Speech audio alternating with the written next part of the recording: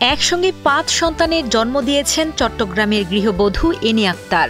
দীর্ঘ ১০ বছর অপেক্ষার পর একসঙ্গে ৫ সন্তানের আগমনে যেমন আনন্দের বন্যা বয়ে গেছে পরিবারে, তেমনি চিকিৎসার ব্যয়ের বিশাল চাপ নিয়ে দেখা দিয়েছে নতুন দুশ্চিন্তা।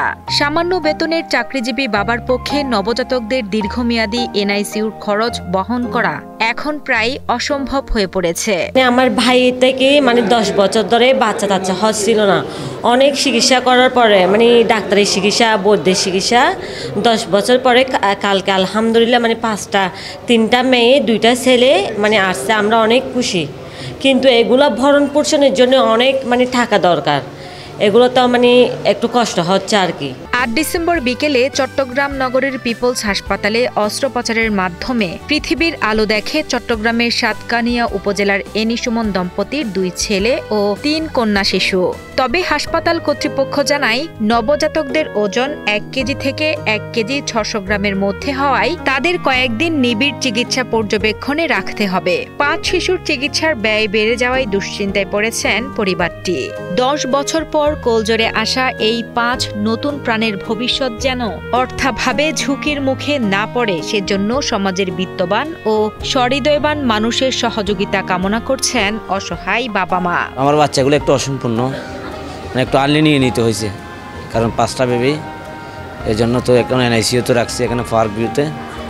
তো আলহামদুলিল্লাহ মোটামুটি বাচ্চার মাও সুস্থ, কথা বলে আসছি এখনও। তো ওনারাও মোটামুটি ডাক্তার বলতেছে, ওনারাও মোটামুটি সুস্থ আছে এখনও। তো আসলে খরচপাতি বলতে এটা একটা ব্যয়বহুল খরচ। আমি ক্ষুদ্র একটা চাকরি করি মাত্র। তো আল্লাহ পাক আমাকে দিছে, এখন অবশ্যই আমাকে তো এগুলো করতে হবে। এখন যদি ওনারা যদি পার্ক ভিউ থেকে যদি আমাকে যদি কোনো একটা যদি ওনাদের মাধ্যমে আমি যদি একটু হেল্প পাই, তাহলে আমি এদের কাছে আমি সারা জীবন কৃতজ্ঞতা থাকবো। এনি সুমন দম্পতির একসঙ্গে 5 সন্তান জন্ম নেওয়ার পেছনে রয়েছে দীর্ঘ অপেক্ষা ও লড়াইয়ের গল্প। মা ডাক শোনার আকুতিতে বছরের পর বছর চিকিৎসকদের দুয়ারে দুয়ারে ঘুরেছেন তারা। অবশেষে স্ত্রীরোগ বিশেষজ্ঞ ডাক্তার ফরিদা ইয়াসমিন সুমির তত্ত্বাবধানে ইন্ট্রা-ইউটেরান ইনসেমিনেশন বা IUI পদ্ধতি গ্রহণের মাধ্যমে সফলতা আসে। গর্ভাবস্থার আলট্রাসোনোগ্রাফি রিপোর্টে 4টি ভ্রূণের অস্তিত্ব দেখা গেলেও অস্ত্রোপচারের সময় সবাইকে অবাক করে একে একে জন্ম নেয় 5 শিশু। তবে নির্ধারিত সময়ের আগেই জন্ম এবং শরীরের ওজন স্বাভাবিকের চেয়ে কম হওয়ায় সতর্কতামূলকভাবে নবজাতকদের পারভিউ হাসপাতালের এনআইসিইউতে নিবিড় পর্যবেক্ষণে রাখা হয়েছে। আমার কাছে যখন আসেন তখন তারা দুজনেই অনেকটা আশাহত হয়ে আসছেন। পরবর্তী মাসেই পজিটিভ আসে। আমরা অত্যন্ত খুশি হই যে 10 বছর পরে তাদের পজিটিভ এসছে প্রেগন্যান্সি। তারা কিন্তু খুব আর্থিকভাবে আসলে খুবই দুর্বল।